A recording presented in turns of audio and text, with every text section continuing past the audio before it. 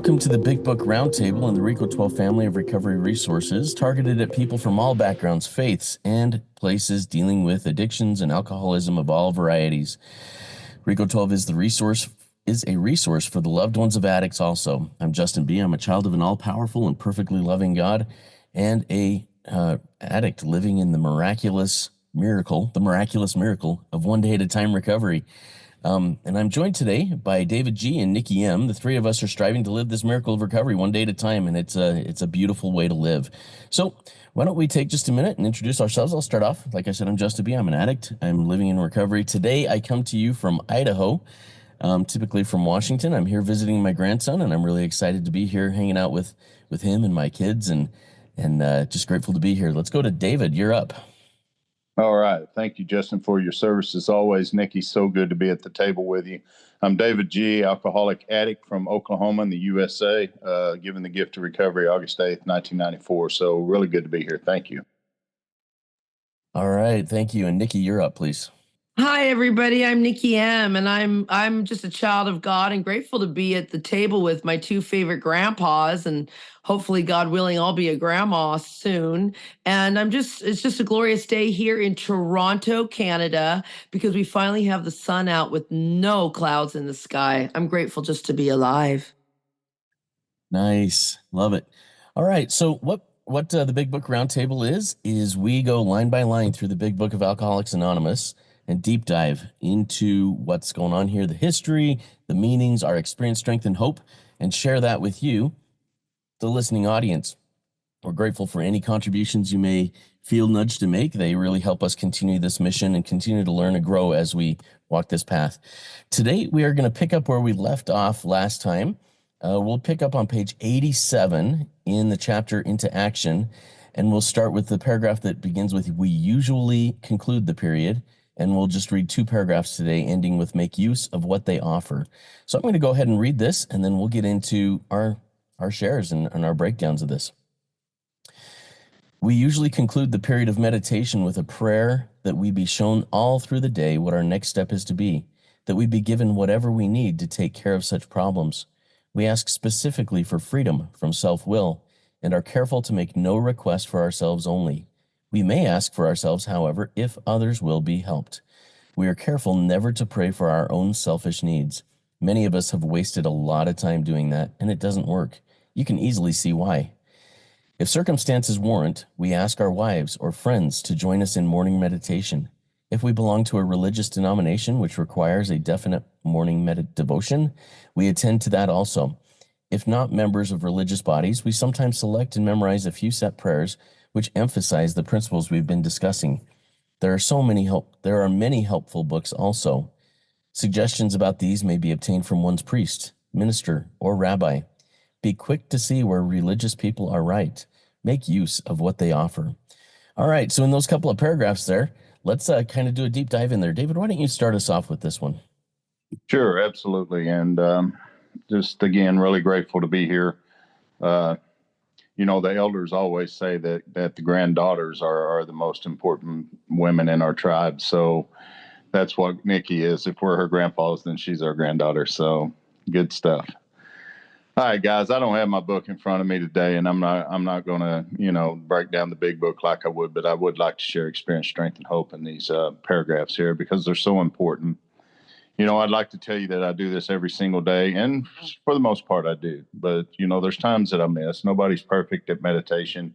Even Bill Wilson back in the earlier page said, we're going to be vague about this. We can provide some valuable suggestions, but nobody really understood meditation too much at that time. But they did seek guidance every day through two-way prayer and, a lot of Bible reading because, that was just what they did. If you read the early history of Alcoholics Anonymous. And so in starting out the day, we always just kind of ask God to direct our thinking like is listed on the prior page at the bottom on awakening. And then, just kind of go through the motions the way it talks about. We usually would do a two-way prayer. It's been a little while since I've written it out, but, that would be something that I would do as well. I would read from the Bible or another spiritual book. Like it said, Many of these books can be obtained. Hell, we don't need ministers or rabbis anymore. We got the internet, so we can get all kinds of stuff there. But it's as I come to the end of that meditation in the morning practice, it begins right where Justin started reading today. It says we usually conclude that period or the period of meditation. So I'm at the conclusion of it by this point. I've already cycled through my thoughts. I've put them on a higher plane with God. I'm being somewhat inspired to listen rather than to talk. Prayer is about me talking to God. Meditation's about me listening to him. And, I'd like to tell you, I always hear his voice every single time, but there's times that I'm not sure. So what I do is match that up against the four absolutes, and whatever I've written down, whatever's come to mind, if it don't line up with any of those, then it has to go, because that's not the voice of God. That's the voice of self. So we usually conclude the period of meditation with a prayer. So back to prayer again. Now it's me talking, not listening anymore. I'm done with that. A prayer that I be shown all throughout the day what my next step is to be. See, I never did that before. I just run off and did whatever I thought the next step was to be, and then I'd pray in the evenings and call that meditation. No, there's a outline here, and if I'll follow it, my conscious contact with God improves. That's the whole point of it. So, that we be shown all through the day what our next step is to be, that we be given whatever we need. And when I see that word given, I always see it as a gift. That I have the gift of having whatever I need to take care of any such problems today. I have that. If I'm open to it, I will have that. And I do for the most part. So, as we read on there, we be a prayer that we be shown or given whatever we need to take care of any such problems that we may have today. I love what it says, be careful, not to pray for yourself only. We can do that if others are helped. So I attend Native American sweat lodges on a somewhat regular basis. It's been a little while. But one of our rounds is praying for ourselves. And my elder has been in the program for like 40 years, sober. And I remember talking to him and asking him, why are you doing that? Why are we doing this, man? The big book is very specific on us not praying for ourselves. He said, yeah, but you need to read the rest of it. It says only, however, if others will be helped.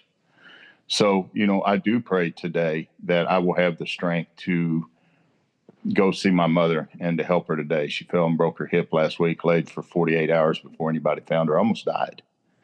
And so we got her in the hospital. She's recovering. But, I'm praying for myself for strength and direction. But it's for her. And same way with my wife. God help me to be a better husband, not so everybody will run around saying, oh, that David Green, he's a good guy. Look at how he treats his wife. No, so I can be of use to her.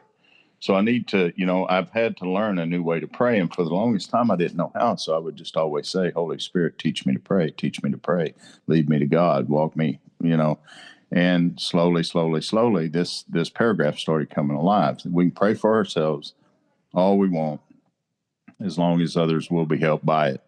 So it's, as we move on there, and I won't take up too much time with this. I want to hear from Nikki, but, it does tell us, to be quick to see where religious people are right. And one of the things that a sponsor pointed out to me that I've never forgot is that I don't have to agree with everything I hear in religion. Thank God. I just don't. And I can't, I can't live up to that. But that's not what it's saying. It's saying be quick to see where they are right. It doesn't say be quick to see that they are right. And there's a big difference in the way that's worded right there, because that might not be right for me. I mean, I can still be their friend. I can still not be an asshole like I used to be so much. Dog religion, talk shit to them right to their face. I don't do that anymore. I respect your religion. You respect mine. And for me, it's not even religion. It's spirituality. And the old saying in AA always was, religion is for those who are scared of going to hell. Spirituality is for those of us who have already been there. And so, I like that. So I am quick to see that they are right. I'm not so quick to see where they are right. I do make use of what they offer if I feel like it, if it helps me. If it doesn't, it's okay. I respect that they do that, but that's not for me. Some of my sponsees want to go that route. That's great. I encourage you to do that. There's no limit on God here.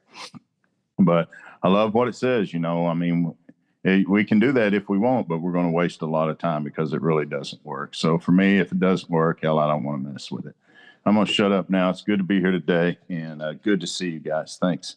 Thank you, David. And I love that phrase. Religion is for those who are scared to go to hell, and spirituality are for those that have already been there. I love that. That was powerful. Nikki, why don't you take a minute and walk us through those paragraphs and share your experience, strength, and hope there? Thanks, everybody. And thank you, David. I love the freestyle too. It's just from the heart. And I've also heard to chase the message, not the messenger. So that's what I spend a lot of time doing. I chase the message from all spiritual religious people, and I don't chase the messenger. All right. So meditation. I mean, David said it all. It's really listening to God. So some experience, strength, and hope. If you know me, I just got out of my hot tub. And I was in meditation, and I used to sometimes bring, some music out. Now I just listen to the birds. And there was a bird talking to me this morning and a squirrel doing a stage show for me on the wires. And it was just in deep meditation, realizing that, it's spring here, it's May, and we had a long winter. And it's just like everything's electric green, and the tulips and the marigolds are popping up in my garden. And it's just like, that's the meditation for me. Remember, don't compare yourself, everybody. My yogini friends can sit for 24 hours in one position. I can't sit 2 minutes. Okay, in prayer, it's just talking to God. Help me, God. Use me, God. I love you, God. It's so simple, but not easy. And then I'm shown through the day, everybody, it's just for today. We've never been here before. Remember, every day is a day. So this is real radical stuff. And I need you guys. A lot of the time I can't hear it through the book, through my silence, through other things. That's why I have a God Squad. That's why I sponsor. That's why I have a sponsor. That's why I have Justin and David and people to remind me of what the book says and to remind me of who I am. I'm a spearhead, a loving child of God, and that all my problems are going to be taken care of. See, I just got off the phone with my sponsee, and we were just talking about some trials and tribulations we're going through right now in this moment. And I reminded him that years ago, I lost my life savings. I'm a retired burlesque entertainer, and I had to work real hard to get that money. And in a minute, it was gone. I invested in a restaurant. And if anybody knows, 75% of restaurants fail. In a moment, it was gone. But then I didn't realize that 20 years later, in COVID, God was going to give me not only the money back in a different way, but he was going to pay off my mortgage. It was radical stuff, but I had to stay. That's why they say don't leave before the miracles happen. And then I'm going to ask that I'm divorced, of course, always from the self-will, and I want freedom from it. So there's a self-will test we have in our Big Book sponsorship guide. And my self-will test is this. Is my thought, is my action, is what I'm saying, doing, thinking, and it needs only one of these defects. Is what I'm doing dishonest, resentful, selfish, or fearful? And I need only one to be in my will. Then I have God's will test, and it's the 4 absolutes, as David said, and it must have all 4 principles. Is what you're saying and doing honest, Nikki? Yeah, it's honest. Is what you're saying and doing pure, Nikki? Yeah, it's pure. Is what you're saying and doing and thinking unselfish? Yes. And is it loving, Nikki? Absolutely not. The way I said what I said was not loving. Then you're in your will, Nikki. You're not in God's will. It must have all 4 radical stuff.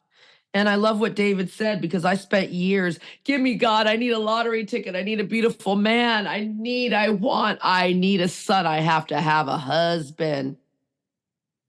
And I got those things and threw them out real quick. So it doesn't work. I've wasted a lot of time, decades. I'm 52 this summer. I've wasted decades crying for my needs. And then I love this line here, and I know we just want to touch base on some of these things. But it says, if circumstances warrant, we ask our wives, our friends, our dogs, our cats, the birds, the bees, to join us in a morning meditation. This is real important because you need to wake up and start your day out right. There's a speaker I love, Mark Houston, and he's like, he walks out of the house a spiritual man, and the minute he hits that lineup at Starbucks, out comes someone else. So, is everyone awake? We need to get centered. Very first thing, the minute you open your eyes, everybody. I don't have a husband, says the love addict. Yeah, but you have a mom down the hall, Nikki. Right? Like, get radical here, you guys. We, not me program. Then it says if we belong to a religious denomination, and remember everything, you guys. I mean, it doesn't have, well, this is 2025. We're recording there's see where Yoda is right. Do or do not. There is no try. You know, my dad's a Rastafari. I put on some reggae music in the morning and tears are rolling down my face, because if Jah is standing by my side, then why should I be afraid? And I have my own little sweat lodge in my house. Sponsy, you, or well, she's not my sponsor anymore. She's commencing shoulder to shoulder. She's my friend, but she gave me a sauna. And I get in there and I cry. And she's like, yeah, Nikki, that's what they do in the sweat lodges. They get so hot and they just start crying, and then you release and you're with God. So I see where spiritual people are right. And there's more than just books in 2025. There's podcasts, everybody. Subscribe to ours. There is a plethora of great stuff. And so this is a lifestyle, everybody. My book says I'm not a saint. It says I'm going to step on the toes of the people I love sober. It says you guys are going to forgive me because you know I'm sick like you too. I love you. Thank you. Thank you, Nikki, for going through that. I really appreciate it. David, I'd like to ask you a question. You and I, and a lot of other people out there practice two-way prayer. Why don't you tell us a little bit more about that practice, what that looks like in your practice today, and why it's so important? Well, the biggest reason for me is conscious contact with God, and notice it says improve. So what I did whenever I started, has improved as time has went on. If God is keeping me sober and I really want to build that relationship, then I'm going to have to improve my conscious contact, same as with my wife. If I want to have a good relationship with her, then I need to improve the man that I am. And, so for me, that's what meditation is. It really isn't so much of me going into it and trying to seek what to find. But I discovered two-way prayer. It's been a little while ago. I'd done a Big Book conference down in Texas. And there was a guy that approached me about two-way prayer. I was like, man, get the hell out of here with that stuff. We're here in the book, yada, yada. And I don't know, later on, I picked up some, I guess it just came to me. And at that time, I discovered Father Bill W., twowayprayer.com. If anybody wants to check him out, he's great. He's real good. I think he's been on one of your podcasts before, Justin. And, I got to listening to him, and he was sponsored by a man in Oklahoma City. He usually doesn't take personal calls, but since I was from Oklahoma, he said that, he went ahead and took it because that man had helped him so much. And so he really he's the one who helped me to get started in two-way prayer. And then, I contacted our very own Justin, and for some time we kind of switched back and forth, because for me, I want more than one set of eyes on that. I just do. Same way with my nightly review. I want more than one set of eyes. And I'm not talking about somebody who hasn't been through the steps. I'm talking about somebody who is, and who is really living this way of life, So I send that evening portion of that out as well. I don't just do it in my head and think, oh, yeah, that's good. That's good. I see. Because what I see and what my sponsor sees is two different ways of seeing. So for me, it's getting up. I usually start with the third step prayer on my knees. That's the way that I never did pray for years. Nobody has to do that. That's just what I do now. I will read something either from the Bible or from the Big Book and really dig into it deep, kind of like we do through these podcasts. I'll get in my easy chair in my bunk, wherever I'm at, and just kind of relax, take it easy, and begin to let thoughts flow. No matter what the thought is, good, bad, indifferent, ugly, whatever, I go ahead and jot it down. And then at the end of that, I come back and, I really match up what I wrote against the four absolutes. And then that's why I always send it like to Justin or to somebody else, because I want more than one set of eyes on it. There again, what I think God's saying to me and what it is might not be the truth. So I've shared that with my wife. So anyway, I conclude the period of meditation with what you started reading there today, and I go right through that process. One of the things that my sponsor told me, he said, David, add anything to this you want, man. It's like a free flight into meditation. There are levels that we'll probably never achieve, but take the bridle off, let it go wherever you want with meditation. But one thing I ask you not to do is try to do other things in the place of what 86 and 87 is telling you to do. Because a lot of people, including me, for so long would just read a day at a time or as Bill sees it or some shit like that and call that my meditation. And he's saying add anything you want to that. Just don't take away from the big book. Be sure to keep what the big book is saying, and then add that stuff to it. Don't do it instead of. And it's made all the difference, And again, I'm not perfect at meditation. I don't try to be anymore. I tried to be for so long and said Indian style, and I just don't do that shit anymore. I hear the voice of God in a lot of ways. I do the sweat lodges. I do the smudge ceremonies. I do all of that stuff. I don't have to sit in silence to do that. I don't have to sit in silence to hear God. I can hear God.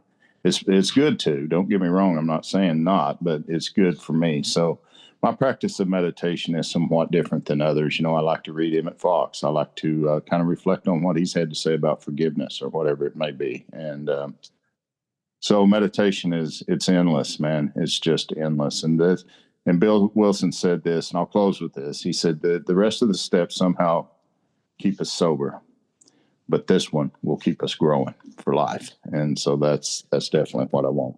Thanks, Justin.